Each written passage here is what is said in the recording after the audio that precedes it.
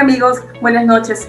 Continuamos con el programa en Entérate con Leslie, con la segunda parte del primer bloque de entrevistas en este programa de estreno de la temporada 2021 de Entérate con Leslie. En esta ocasión tenemos como invitado al doctor Herbert Cuba García para conversar con él, analizar acerca de todo lo que significa el tema de vacunas, rebrote de pandemia, huelga de médicos y sobre todo si se está haciendo o no correctamente la direccionalidad en cuanto a el manejo de la adquisición de vacunas y los efectos que estas pueden traer en nuestro país. Muy buenas noches, doctor Herbert Cubas. Muchísimas gracias por su presencia en nuestro programa. Muy buenas noches y un saludo a través suyo a todos los peruanos. Gracias, doctor. Buenas noches, Luis Felipe. Entonces comenzamos. Por ejemplo, Luis Felipe Polo, doctor Herbert Cuba, es un peruano que se ha ofrecido como voluntario para los ensayos clínicos en el laboratorio Pfizer. Él después va a conversar también con usted algunos puntos adicionales, pero quiero centrar el tema. Finalmente, este gobierno de transición y emergencia, porque así se ha titulado este periodo gubernamental, finalmente ya ha logrado en cierta forma la adquisición de vacunas, ¿no?, de algunos laboratorios, en el caso de chinos, para que vengan la primera en este mes de enero, ¿no?, por lo menos 1 millón de dosis, ¿no? Y faltan todavía concretar otros pasos para la adquisición, pero ha habido un retraso enorme en este tema de vacunas, y yo le quiero preguntar como médico si ese retraso ocasionó o no un perjuicio grave al Perú. En primer lugar, quiero aclarar que el actual gobierno no es ni de transición y tampoco es de emergencia. Ese título no le corresponde porque distorsiona la historia del país. Me parece a mí que existe un afán de crear una epopeya al gobierno actual. Y eso no existe, no es real. Es simplemente un gobierno interino que tiene que complementar su periodo hasta el 28 de julio del año 2021. Correcto. En segundo lugar, el gobierno ha comprado las vacunas, ha llegado a un acuerdo con la empresa Sinopharm de China, que es una buena noticia. Es algo tardío, pero que todos los peruanos esperábamos. Y hay que señalar aquí que no solamente ha sido necesario la parte técnica de la compra de la vacuna, sino también inclusive un trabajo geopolítico importante por parte del gobierno. Y aquí quiero referirme a 3 aspectos fundamentales. La primera de ellas es que el Perú brindó 12.000 peruanos para los ensayos clínicos de esta vacuna. En segundo lugar, que el gobierno recién le otorgó poderes a la ministra de Salud el 31 de diciembre del año 2020. Y en tercer lugar, que luego que se firmó el acuerdo por parte del Perú, la empresa china ni el gobierno chino firmaron la contraparte del acuerdo hasta que el presidente Sagasti, tal como lo ha reconocido en una entrevista en un medio local, tuvo que enviar una carta al propio presidente de China para que intervenga en la firma de este convenio. En consecuencia, ha tenido que apelar a la situación especial que tiene el Perú, porque tenemos un tratado firmado con China, a la situación especial de geopolítica que ubica el Perú en el mundo, y sobre todo ha tenido que ver en cuenta el gran comercio y gran volumen que tiene Perú con China en su comercialización. Lo que sí quiero expresarle a usted, que la compra es buena porque es una vacuna que no tiene, que no necesita refrigeración especial, se usa como se usan todas las demás vacunas, porque es una vacuna con virus inactivado. En consecuencia, no hay ningún trabajo genético recombinante que podría poner en riesgo algunas quejas que había en las redes sociales por alguna población susceptible de que querían intervenir su ARN, su ADN de su organismo. En consecuencia, no es una vacuna genética, es una vacuna con un virus inactivado que requiere temperaturas acostumbradas a la vacunación y que pueden ser cargadas en los termos que usan normalmente los vacunadores en nuestro país, y que tranquilamente se adapta para la situación de alto andina, la selva, la costa, y además la eficacia que ha demostrado en los ensayos clínicos, que casi bordea el 80%, que es 79.4, 79.5, y que en algunos lugares ha tenido una mayor eficacia inclusive, y la gran número de peruanos que han sido 12.000 peruanos que han entrado en esta vacunación, nos aseguran que podemos estar frente a una vacuna que los estudios preliminares nos han dicho que los beneficios superan a los riesgos. En consecuencia, hay que tomar en cuenta además que esta es una vacuna que todavía está en fase 3 de ensayos clínicos, por lo tanto, se requiere un registro preciso, con nombre y apellido y con ubicaciones de cada uno de los que se vacunen, para poder hacer la farmacovigilancia posterior y poder averiguar si es que ocurriese algún ESAVI, lo que se llama los eventos adversos atribuidos a la vacuna. En consecuencia, esto es una buena noticia y espero más bien que de una vez se empiece la vacunación, llegue el primer lote, el 1.000.000 de vacunas para 500.000 beneficiarios, se empiece la vacunación sin exclusión, sin discriminación y tomando en cuenta el plan que se había hecho y no favoreciendo a los políticos, a los alta burocracia del Estado y a los segmentos AB de la población, que cuando hay escasez son los primeros que en general se benefician. Y doctor Cuba, yo tengo un par de preguntas. Estamos en la fase 3 efectivamente de la vacuna de Sinopharm. ¿Cuándo estaría terminando esta fase? Porque al igual que se hizo aquí en Estados Unidos, una vez que Pfizer termina la tercera fase, es donde se piden las autorizaciones correspondientes a las instancias de salud para que a su vez puedan autorizar el uso de emergencia. Aquí en Estados Unidos ha sido así. En Perú, ¿cuál va a ser el procedimiento? Me imagino que van a esperar a que termine la fase 3 para que una vez realizada esta finalización recién se pueda gestionar ante las instancias de salud pública la autorización de emergencia de la vacuna. Eso es lo primero. Y lo otro que quería preguntarle es, ¿considera usted que, yo he visto en las noticias, no sé, corrígeme usted, al parecer el gobierno va a autorizar algún tipo de comercialización privada de las vacunas? Dos cosas quiero aquí aclarar. Todas las vacunas, incluyendo la Pfizer, AstraZeneca, todas están en fase 3 de ensayos clínicos. No es distinto el caso de Sinopharm. ¿Por qué? Porque todas estas vacunas no han concluido la fase de experimentación, que son 4 fases. Todas están en fase 3. Lo que sucede es que los organismos reguladores han dado permisos temporales condicionados a la pandemia, que es el caso peruano con la Sinopharm, o es el caso de la misma China, que ha dado su permiso para la vacuna, y es el caso lo que ha hecho la FDA en Estados Unidos con la vacuna de Pfizer y también la Moderna. Y en consecuencia no hay ninguna diferencia, están todas en el mismo estadio.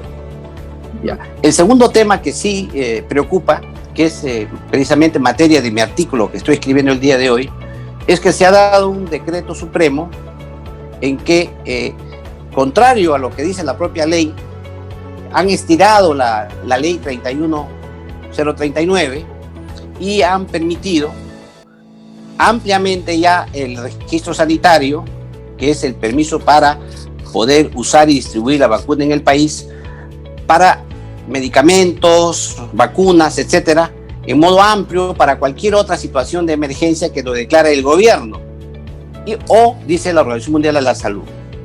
Esa acotación del gobierno permite que puedan entrar por ahí, cuando el gobierno lo disponga, una serie de medicamentos y vacunas o biológicos que todavía no han concluido su ensayo clínico. El segundo tema que agrega la ley es que les dan un permiso de comercialización porque estos productos son registrados a nombre de la empresa comercializadora, cuando lo que se esperaba que en situaciones de emergencia quien debería solicitar el registro sanitario debería ser Senares, que es la institución que va a distribuir en modo gratuito la vacuna a nivel nacional. En consecuencia, no debería haber aquí una posibilidad de que entren los entes comerciales, porque es una vacuna todavía en fase de experimentación, en fase de ensayo clínico fase 3. Esta anomalía ha generado ya la abertura para que se resuelva el problema que yo había planteado en el tema de la distribución de la vacuna, que los segmentos AB y la alta burocracia del Estado, ¿no?, puedan hacerse beneficiados en primer lugar en esta vacunación y se deje de lado el plan nacional de vacunación que se había hecho, porque ahí se había colocado claramente una prelación. La primera era los médicos, los profesionales de la salud, hasta los estudiantes de medicina, los bomberos, la policía, el ejército, el serenazgo y la gente que trabaja en seguridad, que son aquellas personas que están en riesgo. Evidentemente que esta cifra de personas es mucho mayor al primer lote que recibió de vacunas, porque solamente vamos a recibir vacunas para 500,000 beneficiarios. Y estos son mucho mayores, el número es mucho mayor.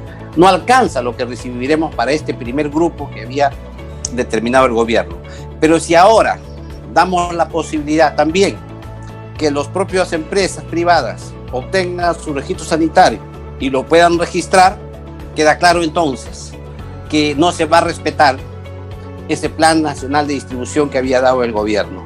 Por eso ahí hay una incoherencia, por eso es que esperamos que cuando se refieran al tema de las vacunas, consideren que la vacuna es un bien esencial, como dice la ley nuestra, o como considera la Organización Mundial de la Salud y la Organización de las Naciones Unidas como un bien público humanitario. Y en consecuencia, debería evitarse en lo posible una comercialización de un bien escaso, que finalmente lo que va a generar es un incremento de la discriminación y la desigualdad en el país. Bien, doctor. Quisiera preguntarle lo siguiente. Tengo una inquietud que justamente recojo de algunas personas que nos pasan por el WhatsApp y que están comentando los temas. Me dicen si al aplicarme la vacuna voy a generar algún tipo de efecto secundario, qué reacciones voy a tener tras la dosis de vacuna que me puedan aplicar. Porque creo que por ahí también parte un poco la desconfianza o el miedo que tiene una parte de la ciudadanía de ponerse esta vacuna, de decir no, pero de repente me van a introducir el virus y me va a dar el COVID, porque bueno, se ha visto en una nota de prensa que un enfermero en el Reino Unido se le aplicó la vacuna y presentó el tema del COVID, ¿no? Entonces no sé si lo tenía antes de o después de. Eso me gustaría que por favor nos pueda explicar.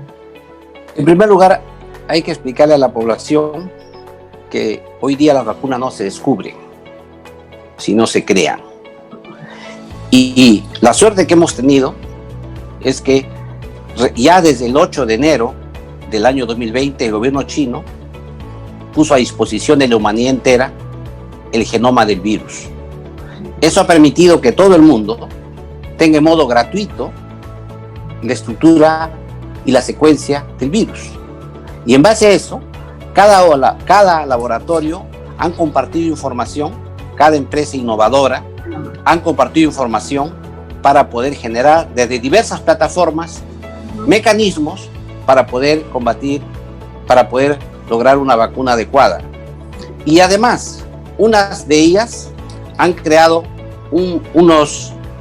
han ido por el lado del virus inactivado, es decir, un virus que se ha sido inactivado para que no produzca enfermedad. Okay. Es el caso de la vacuna Sinopharm. Otros virus han intervenido con un vector, que significa como un transporte de otro virus que no hace daño al ser humano, para que puedan transportar dentro de la célula el virus, una parte del virus que va a dar una respuesta contra el virus. Y otros han modificado el virus y han introducido a la célula. Estas Y hay otros mecanismos más que han ido solamente a las proteínas del virus. Estas 4 plataformas que estoy hablándole, que son las que han avanzado más, han creado diversas reacciones en el público. Cuando la gente habla y que tiene miedo a la vacuna, en general se refiere a las vacunas génicas, que tienen genes recombinantes, a las vacunas recombinantes, a las vacunas genéticas. Pero esa vacuna no va a llegar al Perú, salvo en septiembre, cuando llegue la de AstraZeneca. Pero en estos momentos la vacuna que llega de Sinopharm es a virus atenuado o virus inactivo, y en consecuencia de ninguna manera va a haber algún riesgo para que la población pueda decir que la vacuna les va a alterar el genoma, les va a hacer daño, etc. Segundo punto, la vacuna Sinopharm va a producir los mismos riesgos que produce cualquier otra vacuna. Dolor en el brazo, de repente un pequeño rash, de repente puede ser una forma muy leve de la enfermedad, etc. Pero de ninguna manera leve, muy leve, porque eso es lo que ha salido en los ensayos clínicos. Todo ha sido leve y no ha habido casos graves y no ha habido muertos en los ensayos clínicos que se han hecho con esta vacuna. En consecuencia, eso se espera, y por lo tanto, pero estamos en un ensayo todavía, estamos fase 3, por lo tanto se tiene que hacer un seguimiento minucioso y detallado de cada uno de los peruanos que se vacunen. Y esto quiero explicarles que es una vacuna de emergencia. ¿Y por qué es de emergencia? Porque aún no es una vacuna que haya concluido la fase 4, que sea una segura y eficaz. Por lo tanto, se vacuna ahora porque los riesgos que trae la enfermedad, la muerte que puede producir la enfermedad, es mayor que los riesgos que puede tener la vacunación. Por lo tanto, es adecuado hoy día vacunarse, porque eso va a favorecer precisamente a que la población salga de esta pandemia. Y hay una pregunta más que usted me ha hecho. Si es que las personas que se vacunan van a hacer la enfermedad. Y le he explicado que sí, es posible que hagan la enfermedad, pero muy leve, sin llegar a formas graves, porque de lo que se trata es eso, de simular una respuesta natural al virus, de crear una inmunidad a partir de la vacuna. Y en consecuencia, eso es más bien lo que se busca. En consecuencia, yo creo que lo que sí hay que buscar es que por lo menos el 80% de la población peruana se vacune con esta vacuna, con la finalidad de generar lo que se llama la inmunidad de rebaño. 2 preguntitas, doctor Cuba. Uno, con relación a las elecciones. Las elecciones son en 3 meses.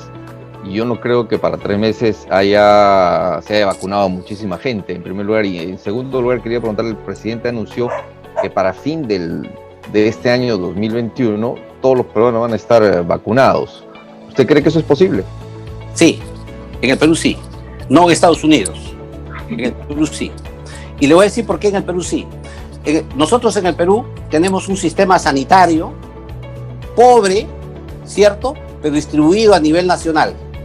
Tenemos 8.000 establecimientos públicos que están distribuidos en todo el territorio nacional. Perú tiene 2.874 distritos. Okay. Y tenemos en 2.864 distritos, solamente 10 no tienen un centro de salud.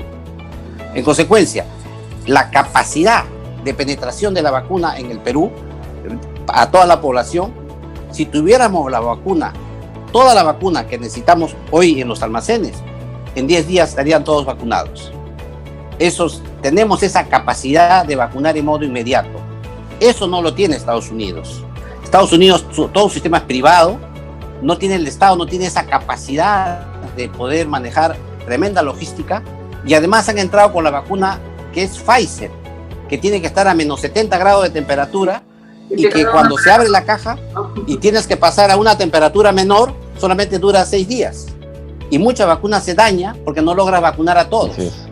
Esa vacuna, por ejemplo, solamente sería para nuestra realidad en el Perú, para San Isidro, Miraflores, San Borja. Pero si yo quisiera vacunar en Ticlo Chico, en Villamarillo Triunfo, o quisiera vacunar por Los Ángeles, allá por Chaclacayo, va a ser muy complicado que yo con esa vacuna pueda hacerlo, porque no voy a poder crear congeladores, ultracongeladores para ese tipo de vacunas. Yo creo que esta vacuna china, Sinopharm, se adapta a la situación de nuestro país. ¿Con relación a las elecciones? El tema de las elecciones, según según el plan que tiene el Ministerio de Salud, todos los miembros de mesa van a ser vacunados. Es más, en el primer lote, ahí junto con los médicos, con las enfermeras, ahí están los miembros de mesa. Y además han hecho un cronograma con el DNI, de tal manera que el día que se vote se pueda guardar la distancia correspondiente entre los ciudadanos. Sin embargo, el problema no me preocupa por el día de la votación. Bueno, si es que se cumple el plan, por supuesto, que en el Perú los planes a veces se hacen para cumplir, pero no para ejecutar. Entonces, sin embargo, lo que me preocupa a mí más es la campaña electoral. Ajá. Porque en las campañas electorales la desorganización cunde, en general siempre son espontáneas, la gente es muy emotiva y a veces ahí puede haber problemas. Y eso es preocupante porque no va a impedir conocer con certeza a los candidatos y sus propuestas. Pero en el tema el día de la vacunación del 11 de abril, que esperamos haya llegado ya un primero hasta un segundo lote de la vacuna Sinopharm, yo creo que ya van a estar vacunados, porque las condiciones que tiene Perú para vacunar rápidamente, con este tipo de vacuna que ya los servidores de salud de nuestro país conocen, va a ser muy simple. Yo ya me imagino a las enfermeras con sus termos por las calles, si es que todavía hay un apoyo del ejército que pueda llevar la logística, pueda ayudar a llevar estos termos ellos, los soldados. Esto puede ser mucho más rápido todavía de lo que ocurre en general. Sin embargo, ¿qué tenemos en contra? Una gran campaña en contra de la vacuna. Tenemos una gran campaña de dos lados.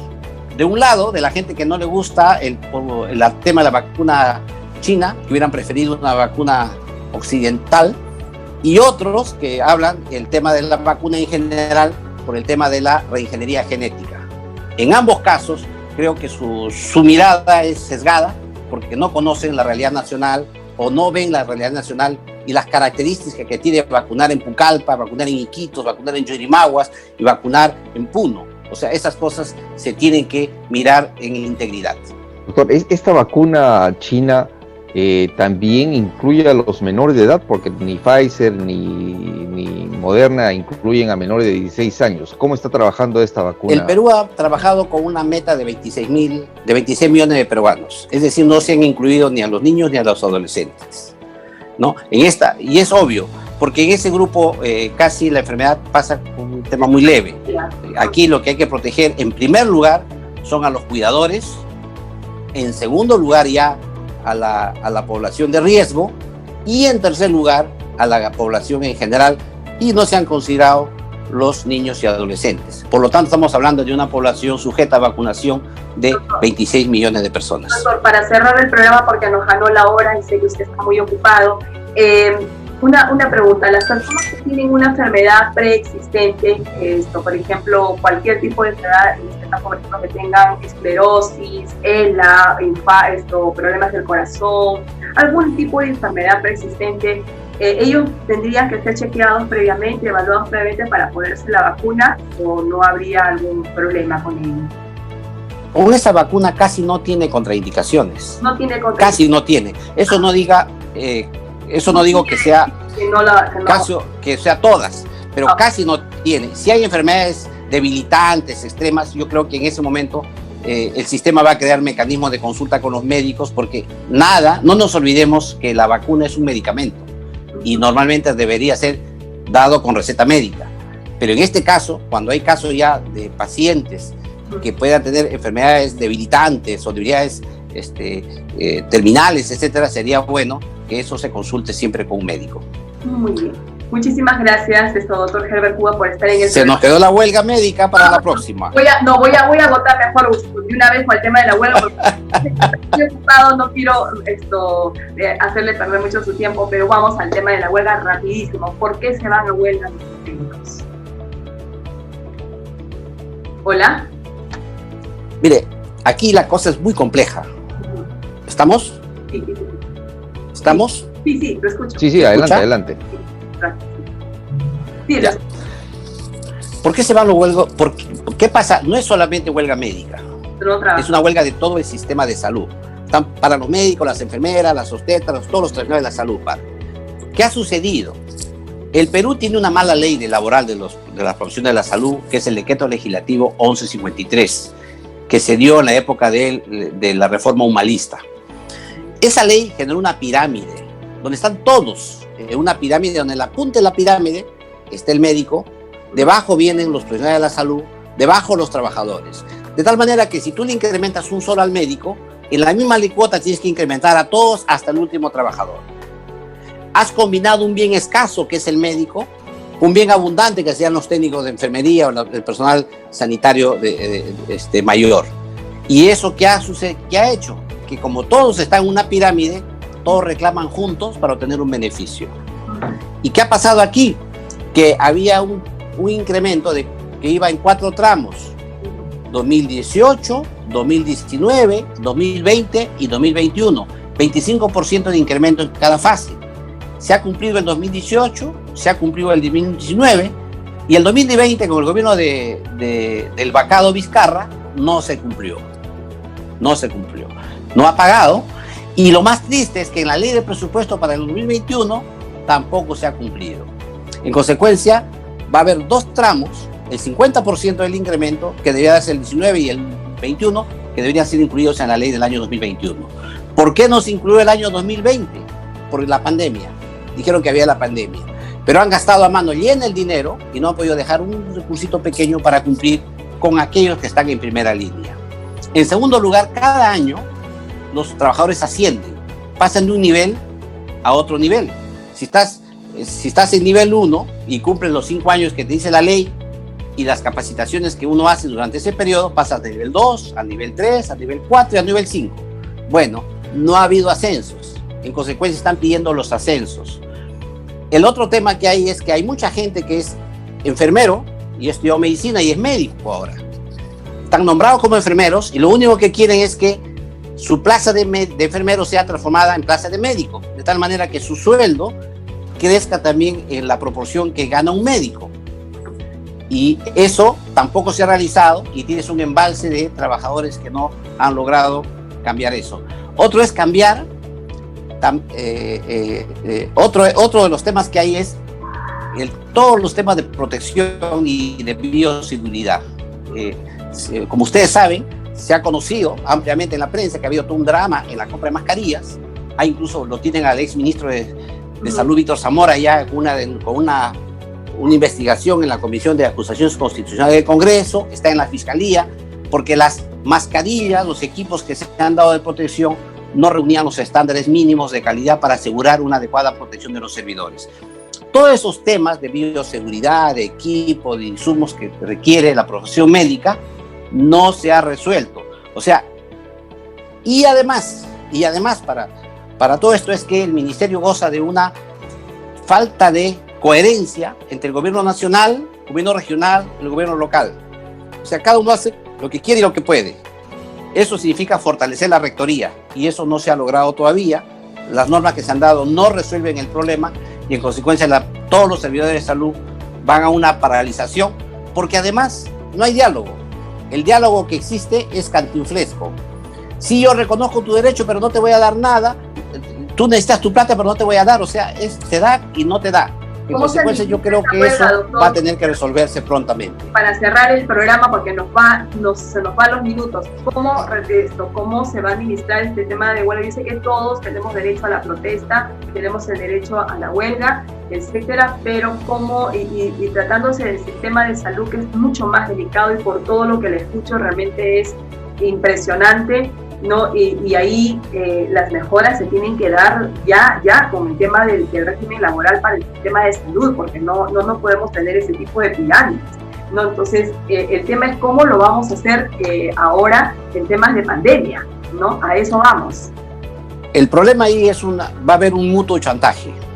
Por un lado, la ministra va a decir, ¿cómo es posible que estos médicos terribles hagan huelga en plena pandemia? Sí, ya lo dijo. Los médicos van a decir, ¿cómo es posible que el gobierno no asigne fondos al sector salud en plena pandemia? Y en ese diálogo de sordos, ¿quién va a sufrir? El ciudadano atormentado. En consecuencia, yo creo que aquí lo que tenemos que hacer es llamar a la reflexión. Aquí no debe haber ni ganadores ni perdedores. Debe haber diálogo, conversación, y tiene que darse evidentemente lo que es justo a lo que es justo. Si ya tienes una escala que está en segundo tramo, falta el tercero, hay que acceder a los temas. Y el Perú tiene que darse cuenta que sin salud no va a haber reactivación económica. Y en consecuencia es más costo-beneficio resolver el tema de la huelga y los reclamos de los servidores que mantenerse tercamente en contra. Muchísimas gracias, doctor Herbert Cuba. Nos ganó el tiempo para otra oportunidad más cercana. Vamos a conversar grandemente sobre el tema. Todavía se está iniciando, así que le agradecemos infinitamente su programa, su presencia en nuestro programa de estreno. Muchísimas gracias. Muchísimas gracias. Toda la información que nos acaba de dar y compartir en las redes sociales. Gracias, Luis Felipe. Y nos vemos. Gracias, un abrazo. Un abrazo. Buenas noches. Un abrazo.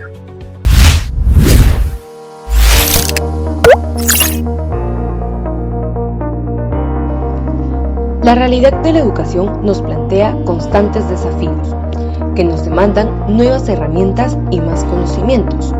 Es por eso que en Grupo Educativo Capacítate Perú contamos con cursos, talleres, diplomados, seminarios, conferencias y congresos virtuales de temáticas actuales, que son ofrecidas por especialistas con notable experiencia a nivel nacional e internacional, garantizando una formación de calidad conforme a la exigencia del mercado vigente.